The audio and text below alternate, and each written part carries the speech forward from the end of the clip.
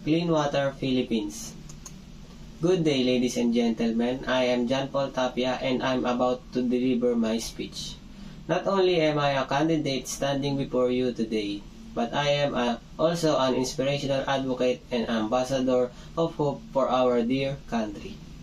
One of the sustainable goals of 2030 is to have clean water. To achieve it, we need to address several issues and take action, as everyone will benefit if we have clean water to drink and use in order for us to sustain our basic necessities. One issue that we are facing is water contamination. It is a serious problem that threatens not just our environment but also the safety and well-being of every Filipino in our beautiful and full of resource country. To address this serious problem, I suggest implementing an innovative campaign called Clean Water Philippines. This effort is not simply a promise, but a promise to protect our rivers and secure a sustainable future for future generations. The objective of Clean Water Philippines has three goals in mind. In the beginning, we want to inform and educate the public on the negative effect that water pollution causes on the environment and human health. We would allow every Filipino to take on the role of water keeper using major teaching campaigns and conducted in school, communities, and the media. Next is to hold those responsible for those who continue to pollute waterways by inappropriate trash disposal, industrial discharge, or other means. We will impose strict regulation and enforcement procedures.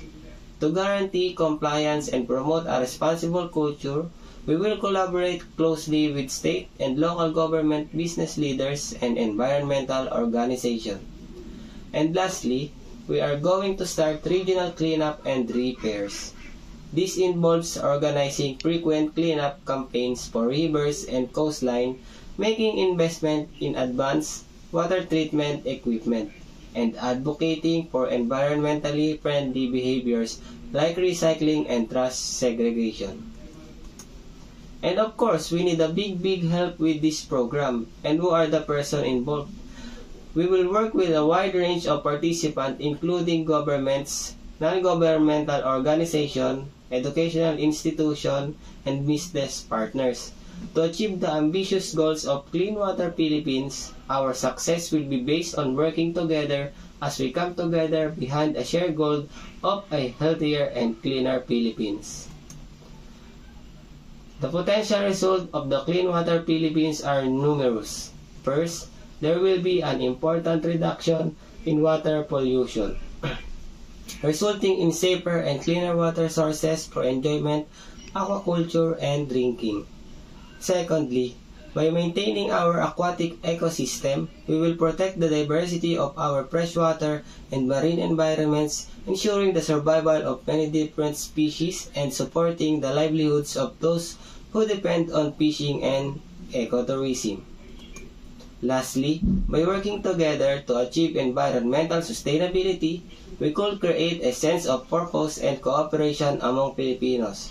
Not only will Clean Water Philippines raise awareness of our responsibility and responsibility for the valuable resources given to us, but it will also improve the quality of our water.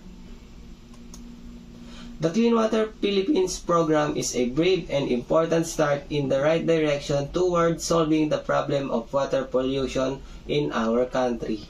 We can turn things around and give the Philippines a better, cleaner future with your help and cooperation. Thank you so much and God bless.